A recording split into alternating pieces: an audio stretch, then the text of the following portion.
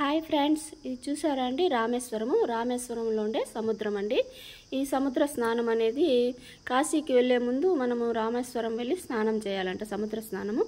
ఆ తర్వాత కాశీకి వెళ్ళాలి. కాశీ నుంచి మళ్ళీ సముద్ర స్నానానికి రామేశ్వరానికి రావాలంటండి. అప్పుడే మనకి పూర్తి పుణ్య ప్రతిఫలం అనేది దొరుకుతుందంట.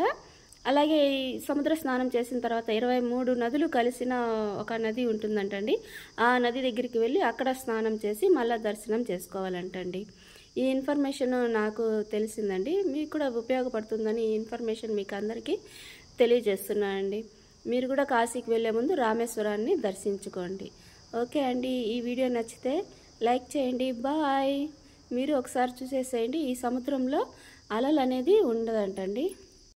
మార్నింగ్ టైము అలలు కనిపించదండి. మళ్ళీ ఈవినింగ్ టైంలో మనకు అలలు చాలా ఎత్తుగా వస్తుంటాయంటండి. అప్పుడు సముద్ర స్నానం అనేది నిషేధిస్తారంట. మార్నింగ్ టైంలోనే మనము సముద్ర స్నానం అనేది చేయాల్సి వస్తుంది. ఈవినింగ్ టైంలో అయితే కుదరదండి. ఈవినింగ్ 7కి గంగా హారతి ఇస్తారండి. ఓకే అండి, బాయ్.